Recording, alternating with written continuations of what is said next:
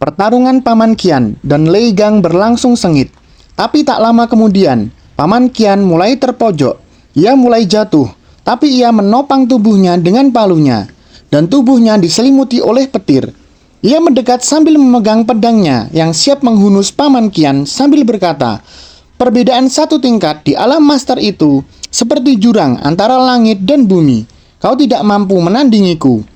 Di dalam domain Thundernet milikku, tubuhmu akan perlahan-lahan mati rasa, sampai akhirnya kau tidak bisa bergerak sama sekali. Pergilah dan temui temanmu di neraka." Keringat mulai bercucuran di wajah Paman Qian. Di depannya, pedang Leon siap menebasnya. Namun, dari belakang, Ye Xuan memanggilnya dan menepuk bahunya. "Hei, aku belum mati loh." Mendengar suara dari belakangnya, ia seketika berpaling untuk melihatnya.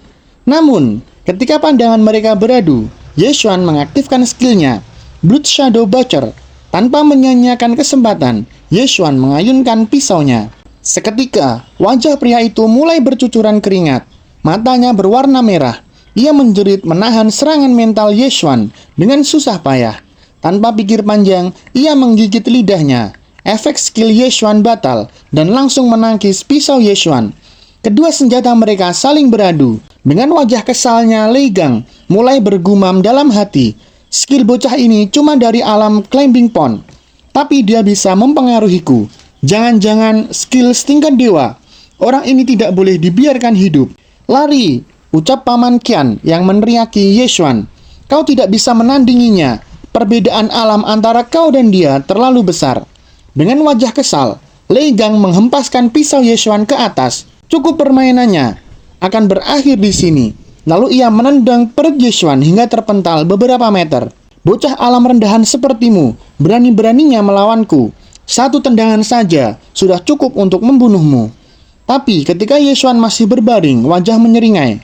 "Bocah itu mengorbankan nyawanya demi memberiku satu kesempatan. Aku harus memanfaatkan kesempatan itu," ucap Paman Qian dalam hati. Lalu ia melompat dan siap menghantam kepala Lei Gang sambil meneriakkan jurusnya, Mountain Splitting Overload Hammer. Tiba-tiba dari kedua pedang Lei Gang muncul kilatan berwarna merah. Seketika ia mengarahkan pedangnya ke atas untuk menahan palu Paman Qian. Petir-petir itu mulai merambat ke palu Paman Qian dan terus merambat hingga menyelimuti tubuh Paman Qian, hingga membuatnya jatuh di depan Lei Gang. Lalu Paman Qian menakut-nakuti Lei Gang dengan perkataannya, "Kau tahu latar belakang Nona Jiang kan? Kau boleh membunuhku. Tapi kalau kau berani menyentuh Nona Jiang, aliansi Nine Heavens takkan membiarkanmu begitu saja." Aliansi Nine Heavens? Lucu sekali. Jadi mereka masih berpikir bisa sebanding dengan aliansi Thunder Leon kami? Tenang saja, kami tak akan membunuh Nona Jiang. Saudara-saudara kami berencana bersenang-senang dulu dengannya. Mendengar itu, seketika amarah Paman Qian memuncak. "Jangan seru dia. Lawan aku jika kau punya nyali. Aku menantangmu." Tiba-tiba, cahaya berwarna putih muncul di belakang Lei Gang. Dengan kagetnya, ia tidak sempat menghindarinya dan mengenai bahu kirinya. Dari balik cahaya itu, terdengar suara yang mengatakan "Falling Star." Mereka semua terkejut, terutama Lei Gang. Dia masih berdiri, wajahnya pucat. Darah mulai keluar dari mulutnya, dan tubuh bagian kirinya terkoyak. Sambil gemetar, ia mencoba tetap berdiri sambil berkata, "Bocah sialan, ternyata kau masih hidup. Teknik apa yang kau gunakan tadi?" Tapi Ye Xuan mengabaikan pertanyaan itu. Ia justru memegangi armor yang dikenakannya. Dalam hatinya, ia bergumam, "Bahkan armor Golden Skull Soft retak karena tendangannya. Kalau bukan karena armor ini, mungkin aku benar-benar mati."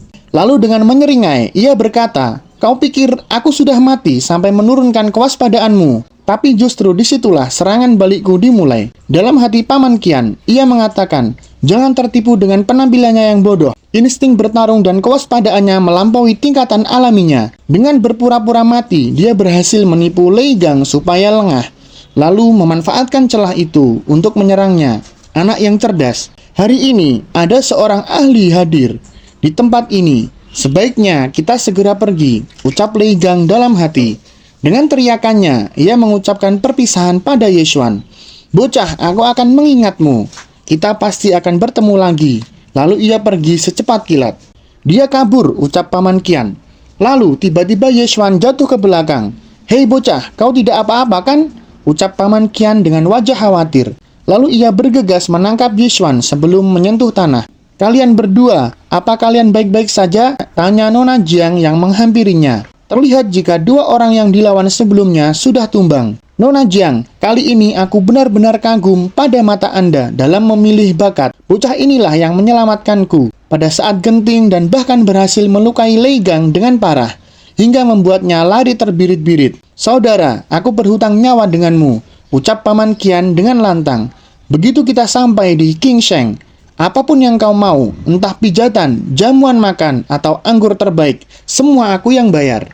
Lalu Nona Jiang menyela, "Paman Kian, tolong jangan ajar Yeswan kebiasaan burukmu," sambil menyenggolkan sikunya ke tangan Paman Kian. Namun, dalam hatinya, ia masih bertanya-tanya, tak percaya dengan kejadian itu. Bahkan, musuh yang Paman Kian tidak bisa ia tangani. Bagaimana seseorang yang berada di tingkatan climbing pond tahap pertama bisa melakukannya? Tiba-tiba, terdengar suara orang yang merangkak. Seketika semua orang, termasuk Yeswan yang digendong Paman Kian, menatap orang itu, yang tidak lain adalah Jiawei, sang pengkhianat. Merasa aman, Jiawei terus merangkak, hingga sebuah palu menghadangnya. Dengan terbata-bata, ia memohon kepada Paman Kian untuk mengampuninya. Ia benar-benar menyesal, dikarenakan istrinya yang sedang hamil, dan juga ibunya yang sedang sakit.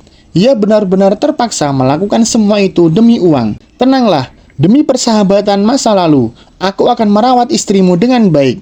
Aku bahkan akan memastikan untuk menghangatkannya setiap malam," ucap Paman Kian dengan wajah menyeringai. Dengan wajah paniknya, Jiawei berkata, Jangan lakukan itu, aku mohon." Sebelum kata-katanya berlanjut, sebuah palu melundas kepalanya. Cairan merah pun mulai membasahi tanah di dekatnya.